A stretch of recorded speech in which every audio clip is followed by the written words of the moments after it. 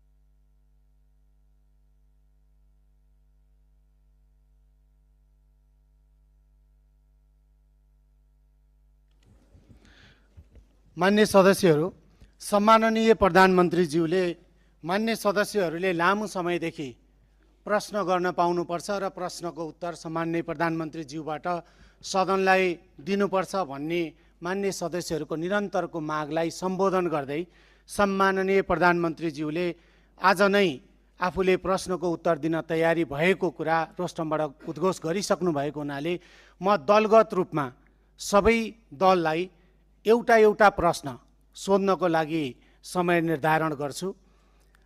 म हरेक दलले 2 मिनेटभित्र के भयो मान्य सदस्य, मेरो भनाइ सक्न बाँकी नै छ, म यहाँलाई समय दिन्छु। सबै दललाई म 2 मिनेटको केन्द्रित बनाइन्छ भने रुल बाई ल भने जो शक्तिमा छ, जो बहुमतमा छ, उसले आफू अनुकूल कानुन बनाएर प्रयोग गर्ने जुन खालको परम्परा र रुल बाई ल भनेर भनिन्छ, सत्ताको स्वार्थको निम्ति कानुनलाई प्रयोग गरेर देखिने परम्परा हामी कहाँ पनि देखिन थालेको छ। त्यसलाई नियन्त्रण हुनुपर्ने आवश्यकता छ। भएका छन्, धेरै दमनहरू पनि भएका छन्। विभिन्न कालखण्डमा भएका आन्दोलनहरू, र्यालीहरूमा भएका कुराहरूको प्रतिवेदनहरू धेरै छन्। एउटा मात्रै प्रतिवेदन छैन मानव अधिकार आयोगको, र विभिन्न आयोगहरू पनि गठन भएका छन् विभिन्न कालखण्डमा। आजसम्म नेपाल सरकारलाई बुझाइएको जति पनि आयोगका प्रतिवेदनहरू छन्, ती सबै प्रतिवेदनहरूलाई एकमुष्ट रूपमा नेपाल सरकारले अध्ययन गर्छ र गर्नुपर्ने काम कारबाही त्यही हिसाबले गर्छ। धन्यवाद।